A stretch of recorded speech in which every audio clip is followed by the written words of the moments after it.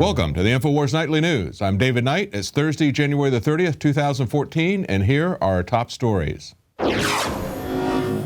Tonight, Police Chief Shane Harger talks to INFOWARS after he's harassed by the feds and placed on leave. This after signing a pledge to uphold the Constitution. Yet another disturbing indication that the federal government, in addition to law enforcement authorities, view Americans who support the Bill of Rights as domestic terrorists. Then, Super Bowl fans prepare to surrender their civil rights and submit blindly to authority as TSA Viper squads invade New Jersey. Jakari Jackson reports live from MetLife Stadium. All that plus more up next on the INFOWARS Nightly News. Well, our top story tonight is from Paul Joseph Watson. It's a police chief who's been harassed by feds and placed on leave after signing a pledge to uphold the Constitution.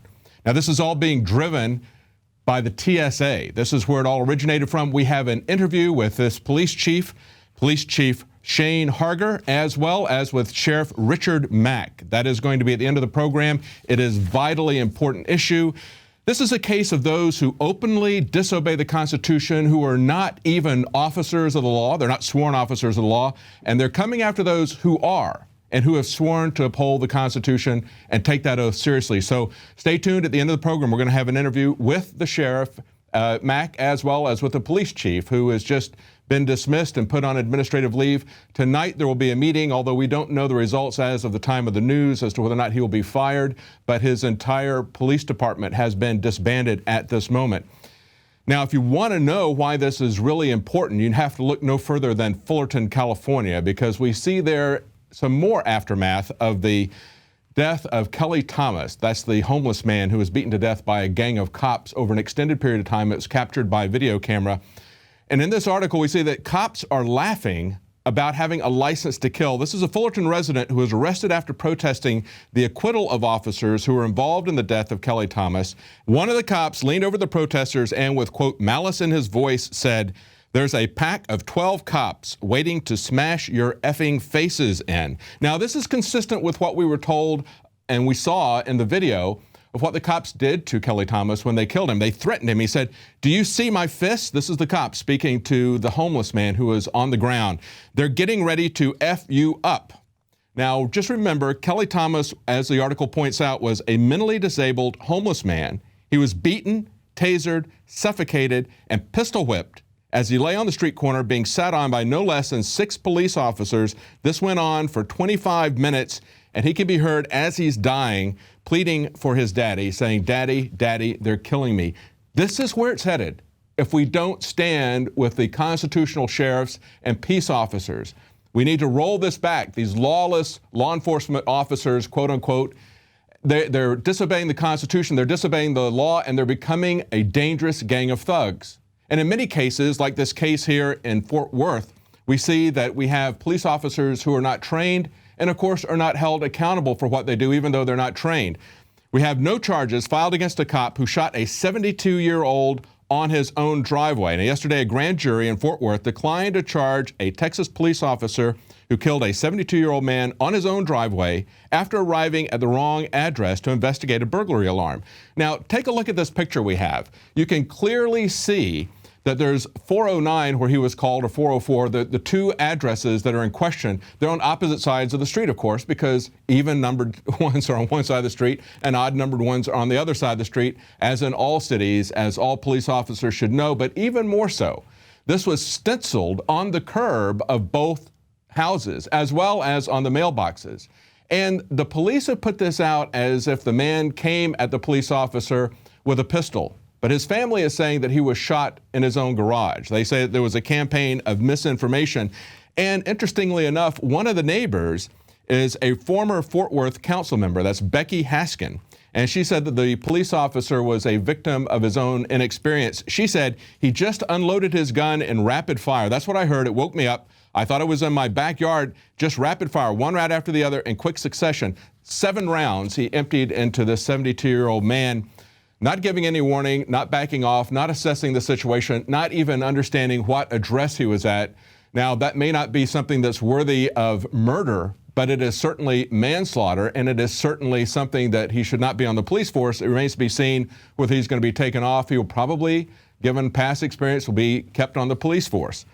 And we see that in Connecticut, gun owners are actually revolting and refusing to register their guns and their ammunition clips. A new law that went in at the beginning of the year. Gun owners in Connecticut have revolted against this, with only 38,000 out of 2.5 million high-capacity magazines being registered with authorities.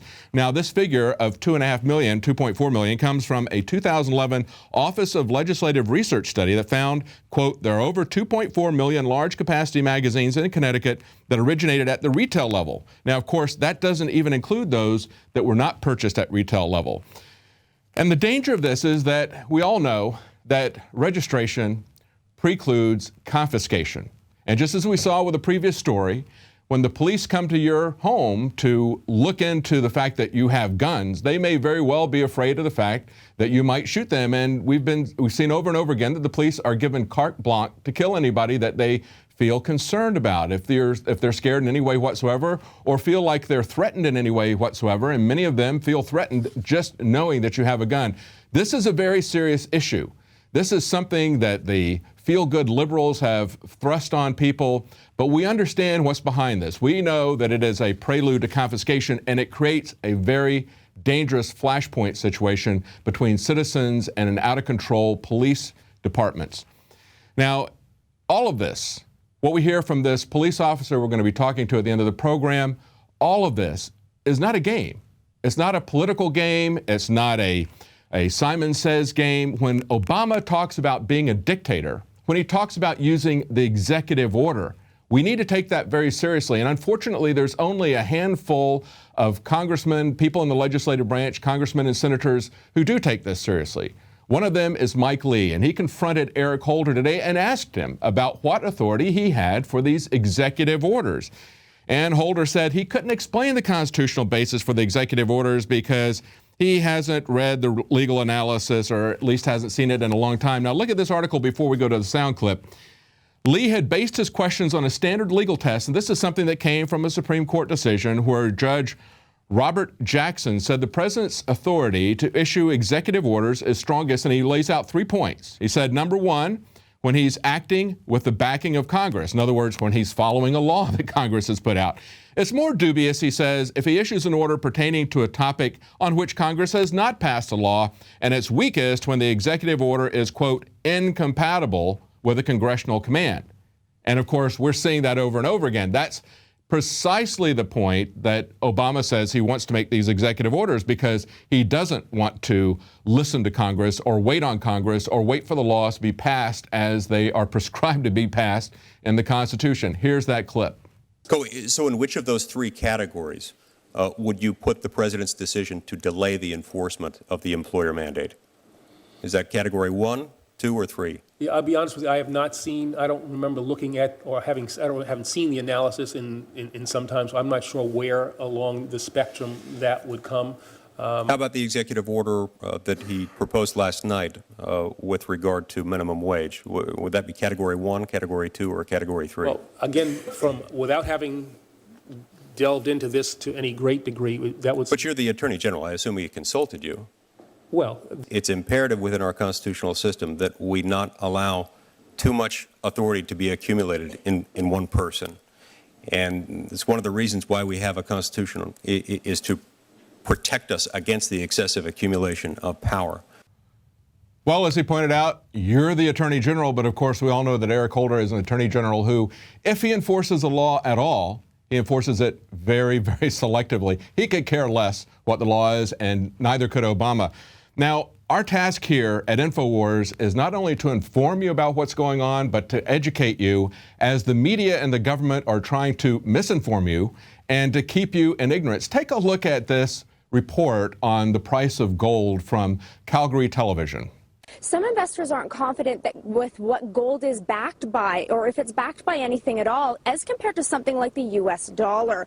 Investors are comfortable that the U.S. dollar is backed by the American government. So no matter what is happening to the American economy, something like the U.S. dollar is backed by the Federal Reserve. That's going to be around a year from now. That's a much more comfortable investment for them. Because some people out there in our nation don't have maps, and I believe that our education, like such as in South Africa and the Iraq, everywhere like such as, and I believe that they should, our education over here in the U.S. should help the U.S. Or should help South Africa and should help the Iraq and the Asian countries, so we will be able to build up our future. Whatever.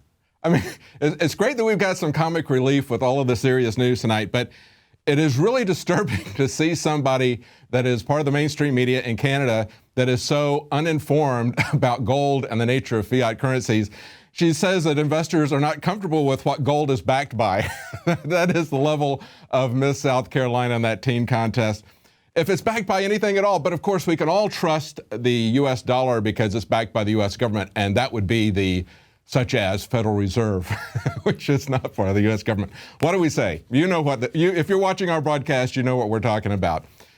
Now, finally, just before we go to the break, we've got one more story. The EU has secret plans for the police to remotely stop cars. Now, this is something that is very dangerous. This is part of the ongoing, what I would call the war on drivers. This is confidential documents from a committee of senior EU police officers who hold their meetings in secret, and they have laid out a plan entitled Remote Stopping Vehicles as part of law enforcement surveillance and tracking measures. This is a technological solution that they're calling for to be put in all new cars by the end of the decade.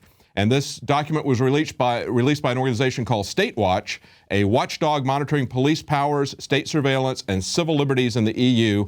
They've leaked the document because they're concerned that the technology poses a serious threat to civil liberties. Boy, does it ever. It poses a serious threat to us all. As I said, it's like a war on drivers. We've got the black box, which is going to be used to tax us by the mile. It's going to be used to automatically give us tickets. We see as they're rolling in these self-driving cars that they're also going to be raising insurance rates for people who want to drive themselves. We can see all of this happening. Alex Jones has been talking about how the government is going to remotely be able to stop your car anytime they wish. They've got currency controls, they've got border controls, they're going to control your travel everywhere. That's what the TSA is about, and it's why we have to rein in this lawless agency that is flaunting their police powers in our face and in the face of our constitutional police, and that's who we're going to be talking to at the end of the program. But I'm going to end this with one quote from a conservative MP. He said, "The price we pay for surrendering our democratic sovereignty is that we are governed by an unaccountable secret clique." And that's exactly what we're seeing. We've got secret courts in the U.S. with FISA. We don't even know what they're deciding. We're not allowed to see their decisions, but they maintain that their secret court decisions are not only valid, but that they go to the extent of modifying our Constitution. Nothing could be farther from the truth. We'll be right back. We've got more reports, and we've got an interview with Police Chief Harger, as well as a report from Jakari Jackson at the Super Bowl, telling us about how they're rolling out the police state there.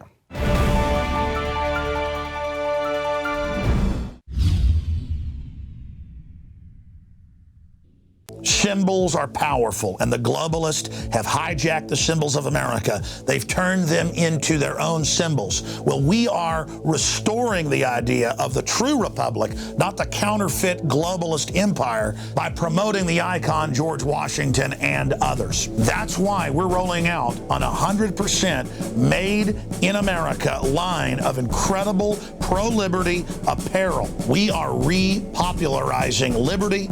We are helping fellow Americans rediscover what made this country great. We are the spirit of 1776. We are 1776 worldwide. We are all brothers and sisters in arms in the animating contest of liberty in the long march towards humanity's ultimate destiny of freedom. Visit madein1776.com today and vote with your dollars to promote truly made in America, high-quality products, and promote the ideals of liberty. Alex Jones here to tell you about how you can help spread liberty worldwide while also enjoying what I have found to be the best tasting 100% organic coffee on the planet. For more than a decade, my favorite coffee has come from the high mountains of southern Mexico, where the Chiapas farmers grow their unique shade-grown Arabica beans. We have now managed to secure these sought-after beans in a highly customized blend. Discover and try a bag of the Patriot Blend 100% organic coffee at InfoWarsLife.com. This coffee gives you a long, smooth pick-me-up for hours without the headaches and heartburn that so many other coffees give me personally. Hands down, this is my favorite coffee, and it's taken us years to secure connections directly to the Chiapas Mexican farmers. Drop by the site today, order a bag or two, and I don't think you're going to be disappointed. Available in original or with our immune support infusion blend. You will be supporting a free press, all the while enjoying a truly great tasting cup of my favorite coffee. Available at InfoWarsLife.com.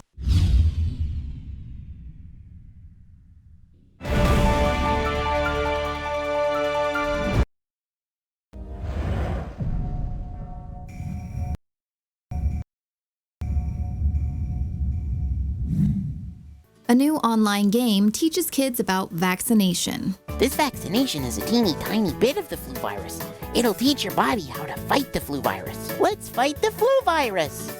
What the PBS-produced plot fails to teach kids is that getting the flu vaccine might actually increase their risk of getting other more dangerous forms of the flu. Research confirmed that the seasonal flu vaccine may actually weaken children's immune systems and increase their chances of getting sick from influenza viruses not included in the vaccine. It's a condition they call original antigenic sin. It basically means if you get infected with a natural virus, that gives you not only protection against that virus, but similar viruses or even quite different flu viruses in the next year.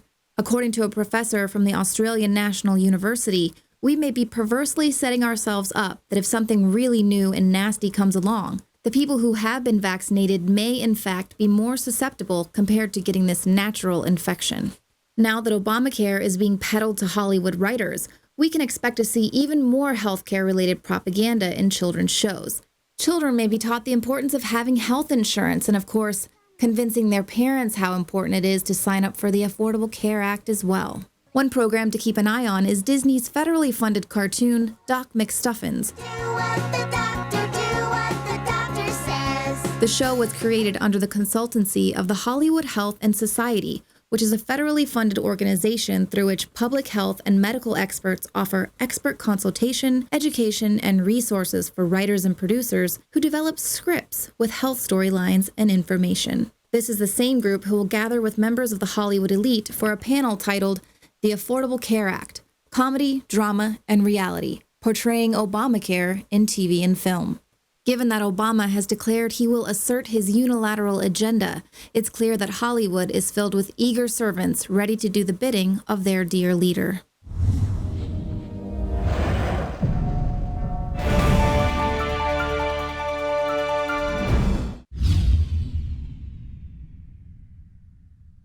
My friends, Alex Jones here to tell you about some of the most important information concerning you and your family's health. Radiation levels have more than doubled in the last 60 years in the Northern Hemisphere from all of the nuclear testing and radiological accidents. Radioactive contamination is now in most of the food supply. There's only two ways to avoid this. Move south of the equator or properly protect your thyroid with nascent iodine. Looking to protect my family, I've done deep research. Nascent iodine is the purest, cleanest, absolute best form of iodine to protect yourself and your family. It's made right here in the USA, completely non-GMO. I searched out the best quality and now have developed a double-strength form of nascent iodine, exclusively available at InfoWarsLife.com. Nascent iodine is on record as one of the only safe ways to detox from fluoride poisoning. Survival Shield Nascent Iodine. Secure your super high-quality nascent iodine today at InfoWarsLife.com. That's InfoWarsLife.com.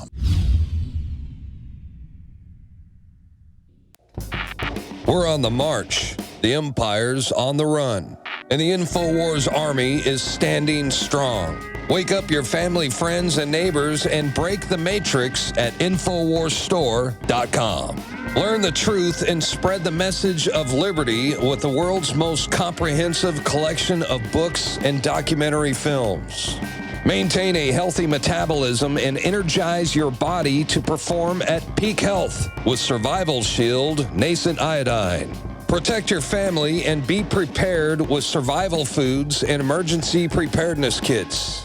And now you can drink safe water with your own ProPure water filtration system, which removes fluoride and other harmful chemicals from your family's water supply. Save 10% with the promo code WATER. So join the revolution. InfoWarsStore.com.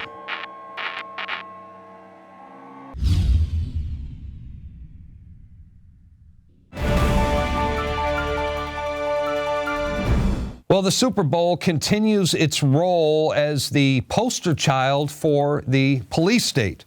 The Department of Homeland Security has declared the event a Level 1 national security threat, which that means the feds will be in control of all security operations in New Jersey and parts of surrounding New York. This also means that football fans can expect random bag searches and scattered checkpoints throughout New York and New Jersey transit hubs. So if you're traveling by subway, for example, be prepared to be stopped and frisked. Yo papers, sir. There will be low-flying helicopters. There's going to be a heavy police state presence. Police are going to be everywhere. I wouldn't be surprised. Unmanned drones. We know there's going to be random checkpoints. Once again, the Super Bowl provides the perfect cover for curtailing our civil liberties. And you can bet the TSA is going to be there as well. They have announced that they will be conducting security not only at the entrance of MetLife Stadium, but they're also going to be, well, all over the place. They're going to be conducting searches on commercial vehicles, mass transit venues, all throughout New York and New Jersey. And joining us now from MetLife Stadium in New Jersey is INFOWARS reporter Jakari Jackson. And, you know, Jakari, it sounds to me like this is the perfect opportunity for the establishment to flex their police state muscle, if you will. What do you guys expect to run into this weekend? Well, like you said, we're out here in East Rutherford, New Jersey, right outside the Super Bowl stadium, the MetLife Stadium. And what we expect to see some Viper teams. So Don Salazar posted an article yesterday on InfoWars.com documenting how the Viper teams want to come out here to your big sporting events, not just here, but also at other large events as well. So we expect to see that. We're going to go to Times Square. It's supposed to be a lot of new cameras placed up there, temporarily, of course, for your safety. I don't think it's going to be temporary at all. Well, and I want to talk a little bit more about the Viper teams because let's get this straight. They are not going to simply be there right at the gates at MetLife Stadium in New Jersey. No, they are going to be, from what I understand, they could even be as far as surrounding New York area, and they have the ability, they could pull over commercial vehicles, they could stop you at bus stations, train stations, subways. These guys are going to be everywhere. You make a very good point. And with the Viper teams, I want to point out this is the TSA. Because you remember, Darren, we've been telling people for years that the TSA is going to leave here airports and go to the streets of America. And they said we were crazy conspiracy theories. Yeah, that's a conspiracy theory. That's never going to happen. That's just some conservatives down in Texas making this stuff up. But it's very much real. And now it's come to fruition. And it's not just here. It's not anything brand new, Darren. These things have been out there, and I know you know this, but to our viewers who this is new information to, the Viper teams have already left the TSA. They've been out going around to the streets and the big sporting events for a while. And not only the Viper teams, but they had the TSA-style checks at the Super Bowl and also sporting events as well. We've seen that Major League Baseball is going to have more security measures coming by, I think it's the end of 2015. So it's going everywhere. And even when you come out here to the Super Bowl, you're going to get a pat down. You can't bring in your own personal baggage. The only thing you can bring is a little dinky Ziploc bag because your bag needs to be clear so everybody can see what you have. So if you're a lady and you have some personal effects in that bag, everybody's going to see everything that you have in your bag. And Alex made a very good point on the Alex Jones radio show today. He was talking about how they want you to wear clear raincoats, Bloomberg said, here when you come to the city of New York or New Jersey. And they want you to wear clear raincoats. So why don't we just go all the way and just wear clear clothing all year round? Because that would make everybody safe, Darren. Well, unless you're the part of the Muslim Brotherhood, then you get a free pass. Yes. So we've reported on that as well. So tell us more about that. The Muslim Brotherhood, they got a VIP treatment, if you will, from the TSA recently or from the Department of Homeland Security, they've been allowed to travel freely. Your comments on that? Yeah, Darren, we've seen the Muslim Brotherhood, a known terrorist organization. I want to be very clear to our viewers that when we speak about the Muslim Brotherhood, we're not talking about Muslims in general. We're talking about a known al-Qaeda-linked organization that the Egyptian government has deemed to be a terrorist organization. So the Muslim Brotherhood can come here to the States and walk right past, be waved through TSA security. We had to be checked out when we came from Austin out here to our airport here in New Jersey. We had to be checked out by the TSA. I myself got a pat down. We seen another lady who got a pat down as well. We have to go through this, Darren, but people who are known terrorists, and I'm not talking about a terrorist like a little kid who happens to have a similar name to a known terrorist. No, I'm talking about real, actual, documented terrorists can walk straight through the TSA with no trouble. Well, it's out of control, and people have to be prepared to basically surrender their civil rights and submit blindly to authority, if you will. That's what it means to become a football fan now. And that's what it means to become an American in general, Darren, because this is indoctrination. This is indoctrination. Yeah, we've seen they want to have checkpoints in malls, at movie theaters, all this stuff, you know, and Obama comes out, he says, well, we need to keep our people safe, you know, like he did in the State of the Union address. He said, I want to save people in our schools and our churches and our this and our that. But, you know, these TSA-style checkpoints aren't saving anybody because the TSA has not caught a single terrorist to date. And if they did, they'd be out parading, telling everybody that they actually accomplished something. So I know they haven't done it. Well, you got that right. And I tell you what, if somebody were to buy me Super Bowl tickets 10 years ago, I would have been ecstatic. I would have been extremely happy. And now I just can't imagine what it must be. You guys are going to go through hell just to get in the place. Just to get in the place, because I was talking to Josh and I was thinking, you know, is it worse that we're going to be sitting outside in the cold during the Super Bowl, or is it going to be worse that we have cold hands touching our junk just to get into the freaking building? It's ridiculous, Darren. And what about, I'm sorry. Not only that, but, you know, then you have to go and watch these demonic halftime shows. We've seen the things in the past Super Bowls. We see the things at the Grammys. What is our country coming to? Why do people put up with this stuff? Yeah, that's the direction I was heading. A few years ago, we had the blatant performance by Madonna, which was it was an obvious Illuminati type of ceremony, satanic ritual, if you will.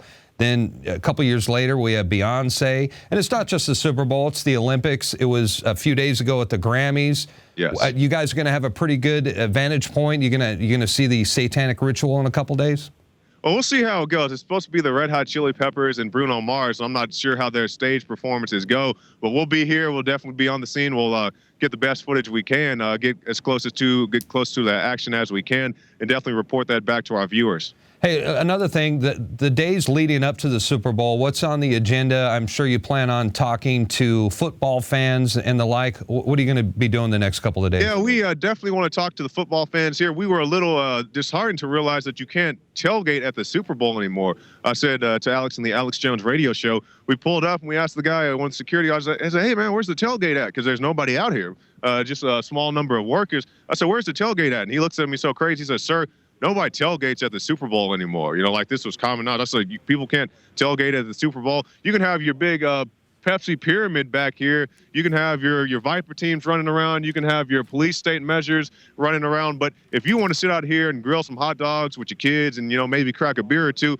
that's not allowed here at the Super Bowl. So we will talk to the fans, Darren, but we'll have to go to other places. We'll hit up Times Square. We'll go to some different locales. We'll try to find those new security cameras that are supposed to be temporary in Manhattan. We also want to talk to people not just about the police state measures, but also things such as human trafficking. Human trafficking is a huge deal at the Super Bowl, as reported on back when the Super Bowl was in Miami a few years ago. And not just that, but other sporting events as well. All right, good job, guys. Looking forward to seeing those reports. That's going to do it for tonight's broadcast. The INFOWARS Nightly News will return, Lord willing, tomorrow evening, 7 o'clock p.m. Central Time. Till then, have a blessed evening. We'll see you back right here tomorrow. Tune in to PrisonPlanet.tv for an extended broadcast. Now you can watch The Alex Jones Show live as it happens at Infowars.com/show. You'll find links to all of our content there and a free 15-day trial for Prison Planet TV. More than 60 movies and documentaries all in one place at Infowars.com/show.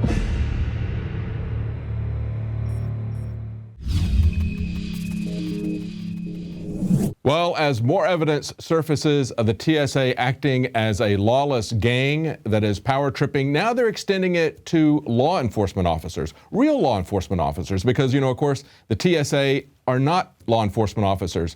We have a police chief who is going to the Constitutional Sheriffs and Peace Officers Association meeting, and he was singled out at the Albuquerque, New Mexico airport. We're going to let him tell you his story and what happened to him. Police Chief Harger, I really appreciate you taking a stand for the Constitution. I'm so sorry to see that this has happened. It is absolutely amazing for us from this perspective, but could you lay out exactly what happened in the sequence of events when you went to the Albuquerque airport on your way to the CSPOA convention? Absolutely. So myself and retired Sheriff Rene Rivetta, who was at that time serving as the deputy chief for my agency, we were en route to attend this conference in Las Vegas, and due to former investigations that I've been involved in, very high-profile case, my name was changed legally through the courts, and it was sealed under record. And so I have two different names. I haven't flown in years by choice because of the conduct of TSA. Mm-hmm. But for this particular event, I really had no choice. And so I told Sheriff Rivetta, let's go talk to a TSA supervisor, explain, our circumstances, because my biggest concern was regarding my driver's license. The expiration date had just expired. So we go upstairs and we speak to a supervisor. She was very cordial. We explained to her our circumstances, and she said, not a problem. It's within 1 year of expiration, so you can fly. There's no issue. I said, thank you so much. We go downstairs. We go to the ticket counter, present identification again. We're provided with our tickets and our boarding passes. We book in our luggage, and then here comes a young officer from the Albuquerque Aviation Police, and he's being quite stern in his demeanor and so forth. He says, I need to speak with you guys. Okay. So myself and Sheriff Rivetta goes off to the side with this individual and another officer, and we speak with him. He demands to see identification. We provide him with identification, and he starts questioning us. I said, what's going on? And he says, well, you were named as a suspicious person. I said, really? I said, what is so suspicious about me? He said, did you go upstairs? And I said, yeah, I did. I spoke with the TSA person up there. Well, what were you discussing with them? I said, I had a question about my flight itinerary and any problems that may arise from an expiration date and so forth. I don't recall the exact verbiage I used, but that was the gist of the conversation. And so ultimately, I finally said, am I being charged with something? Am I free to go? He gave us our information back, and we were sent on our way. And we go upstairs through the TSA screening. Sheriff Rivetta was allowed right through. When I approached, the lady asked me where I was going. And I tell her that I was going to Las Vegas. And she then asked what was my business there. And I made the statement that that's private, and I kept walking. So then I get up to the scanner, and I put all my stuff through the scanner. I went through the metal detector, and I was forced to go through it 3 times. I didn't have any metal on me, that I was aware of, but it kept going off. Nonetheless, I get through the thing, get all my stuff back, and I start walking towards the turnstile, and I'm approached by a man in a dark suit who flaps open a wallet and shuts it and puts it back in his pocket. I don't know who he was with. He never showed me a card or nothing like that. I don't have anything from him. He was not wearing a uniform, but he claimed to be a federal investigator. Those were his words. And so he demands to see identification, and I tell him, we've already been through this. I've already presented my identification at least 3 times to various officials. What's going on? And he told me that I was a person of interest, that I was listed as being suspicious. So I comply. I give him my credentials, and he really just sort of belabored the point, and I finally just asserted my First Amendment rights, my Fourth Amendment rights, and it really upset him. You could see it in his demeanor.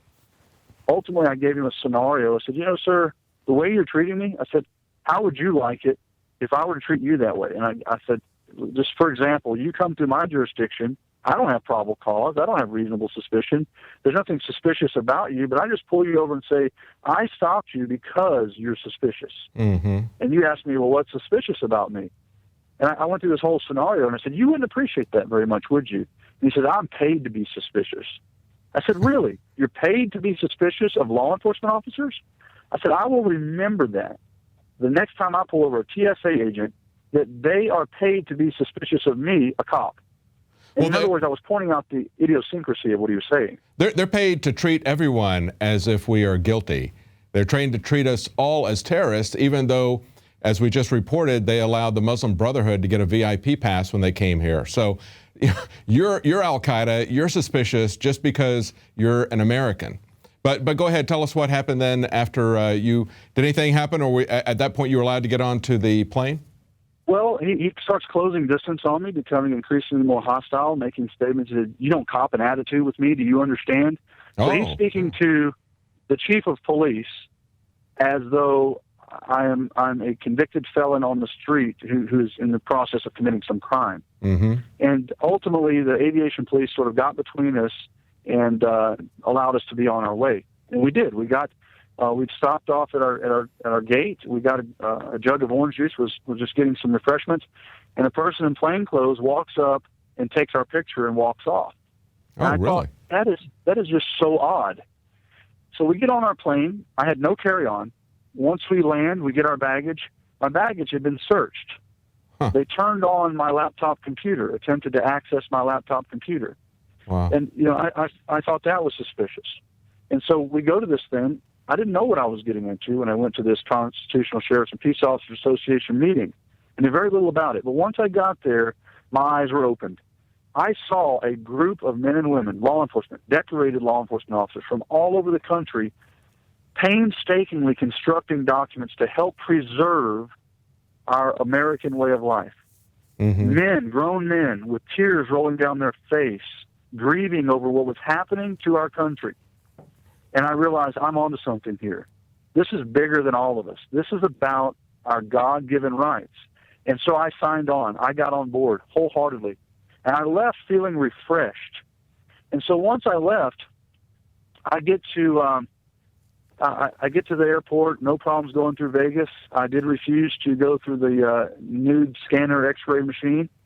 They advised me they would have to pat me down, including my genitals and anus. I told them, do not probe me. Do not do anything inappropriate. And so the guy patted me down. It was quite limited. And then we were allowed to land here in Albuquerque. The moment I got on the ground and turned on my cell phone, my department-issued cell phone, I had a message from the Sandoval County Sheriff's Department. I made contact with Lieutenant Bonelli, who stated that my law enforcement credentials with the Sheriff's Department were being revoked. So I'm cross-commissioned. I have dual authority. Mm-hmm. So that dual authority was being revoked by the sheriff, and was really no reason as to why. Now, if I didn't already state this, I'm going to restate it if I did. While in the airport in Albuquerque, and having this confrontation with this unethical, unconstitutional TSA agent, he made the statement to me, I know people in your district, and I'm going to make some phone calls. Well, he lived up to his word.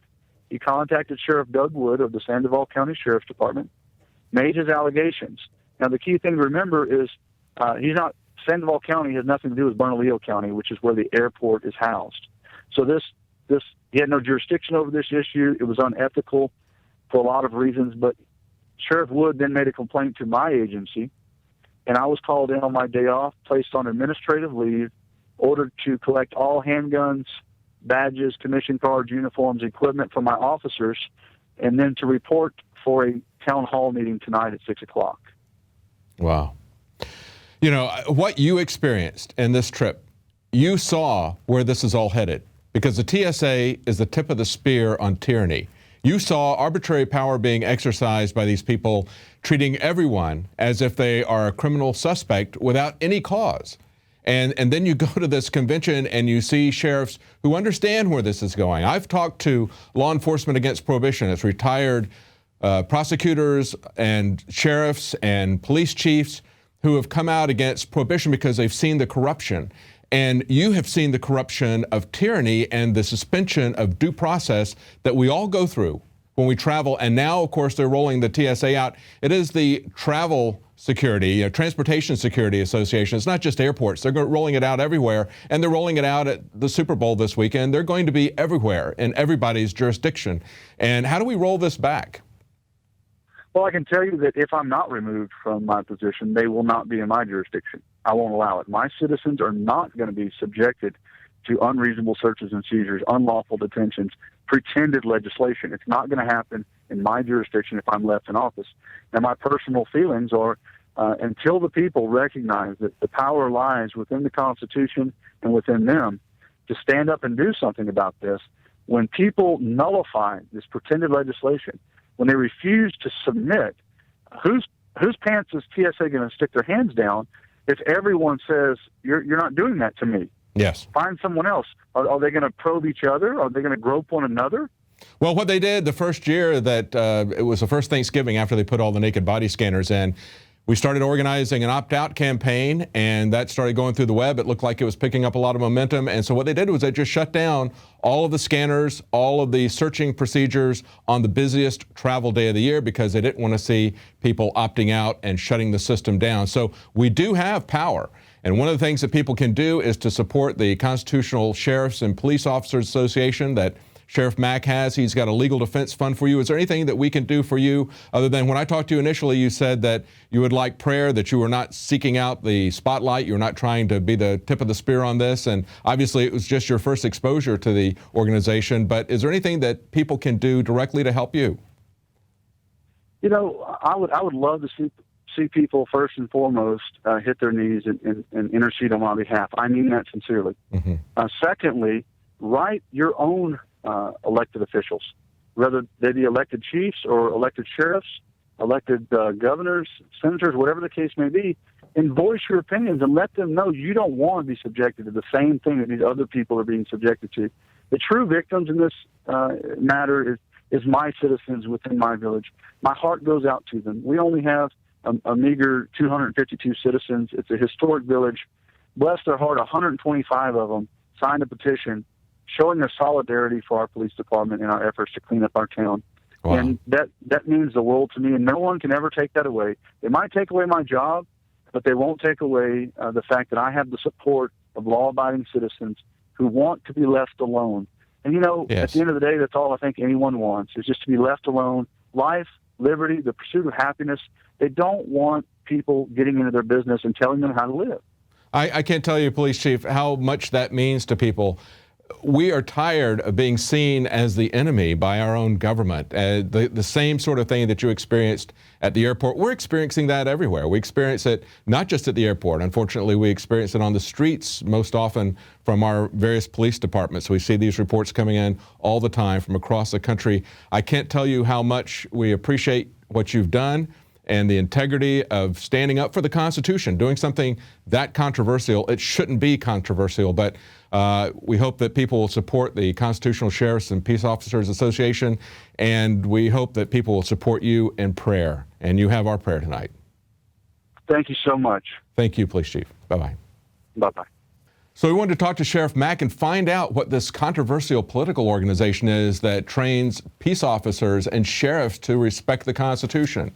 So here's Sheriff Mack. Well, Sheriff, lay this out for us exactly what happened to Police Chief Harger as he's coming to the Constitutional Sheriffs and Peace Officers Association meeting. This is literally the TSA getting hold of a sheriff, a buddy, going behind his back, a backdoor deal, firing a good, honest, Christian, constitutional chief of police who was the only thing he did wrong during the time he left town to the time he got back was to attend a constitutional convention with the CSPOA. And this is the reason we had this meeting, was one, to establish a resolution to put the federal government on notice that they're not going to do anything like this in our areas. Mm-hmm. We now have a resolution. You've got to post this on INFOWARS.com.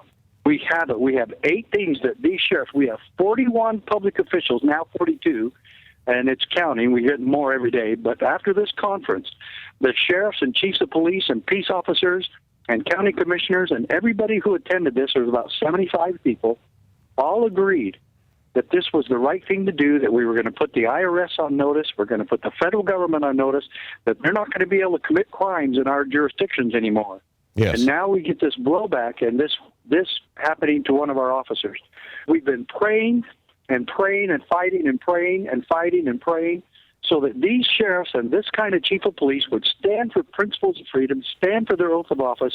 We now have this happening, It's starting, and this is a peaceful revolution. It's a peaceful solution, and we've got to have everybody on board, or we're not going to make it. We've got to have your help. I couldn't agree with you more. It's time for people to take a stand. They want to know what to do, and when good, honest men like this are persecuted because of their quote-unquote political affiliations for going to an organization. When we went to San Antonio for the concealed carry rally down there, Alex Jones and Anthony Gucciardi pointedly asked the police chief and the guy standing next to him, who was also in the police department, would they confiscate firearms illegally if ordered by the federal government or by someone else to do so, or would they obey the Constitution? They refused to answer. They dodged it. They said, well, that's a hypothetical scenario. We all know that police and the military train in hypothetical scenarios all the time. And as Anthony pointed out to them, he said, it's your oath to the Constitution is not a hypothetical. It's an absolute. That's right.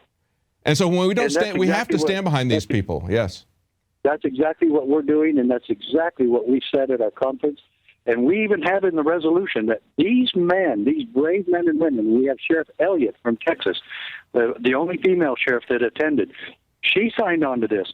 And the very first one was, we will not allow or tolerate or put up with the federal government making a registration law about guns. Then the next one, number 2, was confiscation of weapons. Again, do your listeners really want to support the solution? Yes. We have the solution in place, and when our members are harassed by the government or arrested, just like Sheriff Finch was, and when they're fired, like Chief Harger was, we have got to have people available. We've got to have a legal defense ready for these people. That's the other thing we discussed, along with this resolution, to get our to stop the federal government's criminality. And then the other one was to establish a well-funded legal defense, so when these CSPOA officers take a stand, that they'll have somebody backing them up and defending them for what they did. And that's what we're doing. We have the solution. I'm asking every one of your listeners. And I want to remind you join us. And Sheriff Mack, I want to remind people that you have taken this to the mat. You have challenged the federal government's unlawful orders all the way to the Supreme Court, and you won.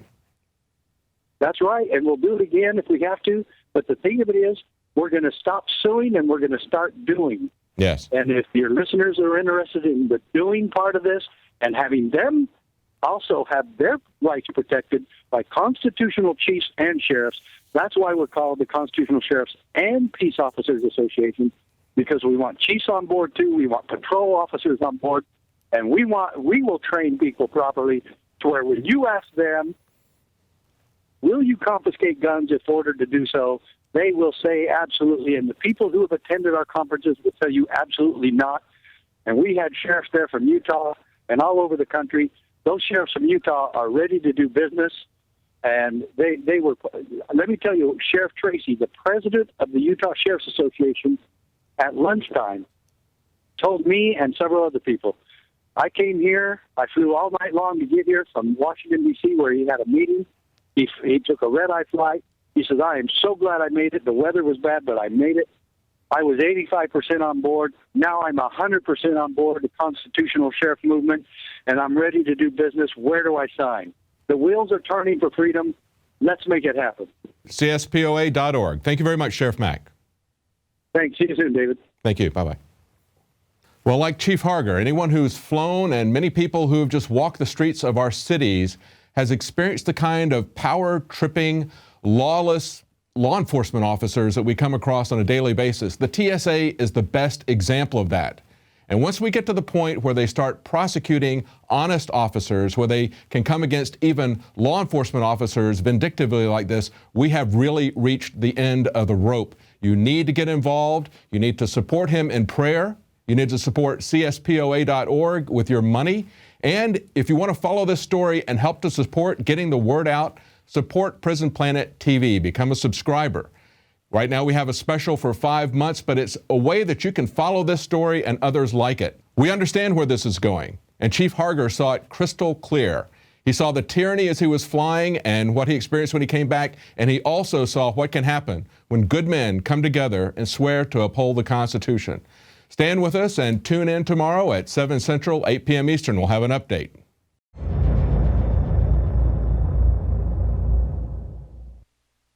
Now you can watch The Alex Jones Show live as it happens at INFOWARS.com/show. You'll find links to all of our content there and a free 15-day trial for Prison Planet TV. More than 60 movies and documentaries all in one place at INFOWARS.com/show.